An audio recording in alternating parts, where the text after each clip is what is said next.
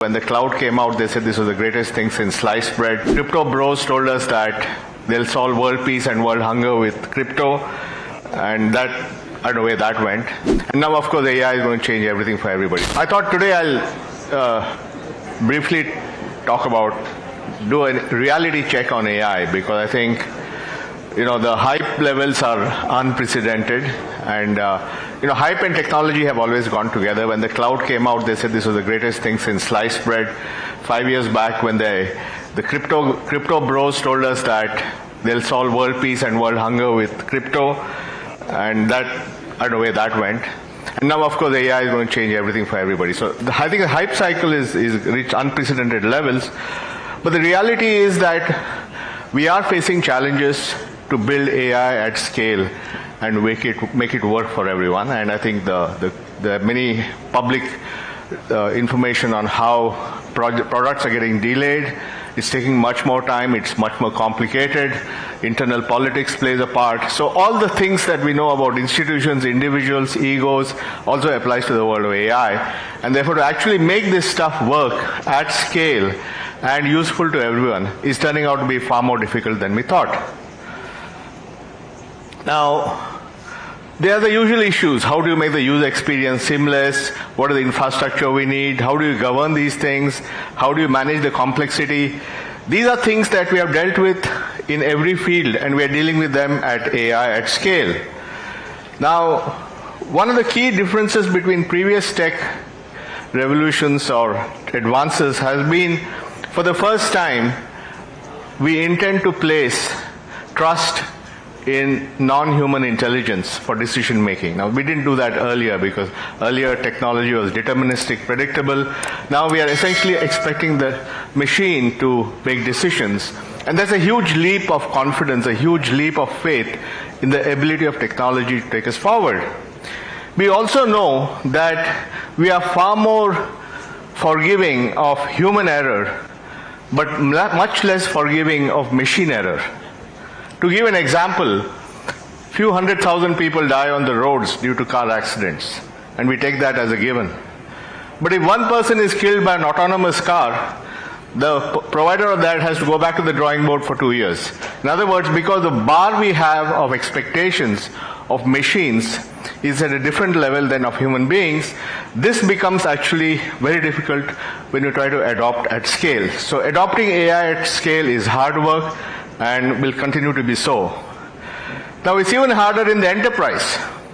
In the consumer world, you can adopt AI at scale because somebody can launch a chat bot which everybody uses, and once in a while, if the chat bot hallucinates or makes a mistake, you're willing to live with it. You're willing to live with the fact that the consumer chat bot has occasional mistakes. After all you're doing is editing your article, getting a menu planning or whatever. But enterprises have to make sure that they don't give wrong answers, because enterprises are putting their brand behind an offering. And if they provide AI at scale, and that AI at scale even has 1 or 2% error in the way it gives answers, then that affects the brand itself. And that's one of the reasons why it's taking so long, because we don't have the guardrails to ensure that we have absolutely no machine error in these kind of things. At the same time, the expectations are huge. Every board today is saying, I want this done by tomorrow morning. They're calling up the CIO is calling up the vendors. You have all that stuff going on. And we really need to have, so it's an unrealistic expectation. So in general, enterprise AI is much harder and will take a long time. But the most difficult actually is implementing AI in the public sector, because public sector has structural constraints, it has ministries, it has departments, everybody is territorial, so data is not shared. And if data is the lifeblood of AI, we have to find a way to bring all AI together, irrespective of which part of the government it comes from. So actually, public sector is the most difficult. And also because public trust is so important, ethical concerns are so important. You don't want to have bias. And the bureaucrat signing off on the AI wants a clear commitment. There'll be no blowback on him or her. or her because the AI does something wrong. So it's really even more difficult in the public sector. So essentially my point is that there's a lot to be done if you really want to make all this AI stuff work. And all transitions we know are painful. But this is not a new animal. This has happened before in every industry. Every industry, when it comes, it goes through these kind of challenges, whether it's automobiles, PCs, internet, cloud. So all of them go through the difference this time are a couple of things. One is the hype is at a different level. So everybody is talking about it. Second, everybody thinks that he'll get some,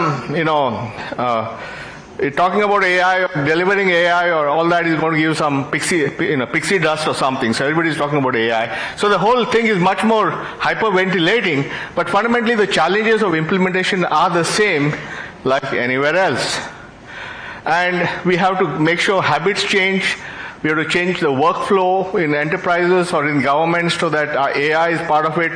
We have to do a lot of upgradation, but the fundamentals still matter. So I just want to clarify one reality check, that AI doesn't mean it's going to be easier to do.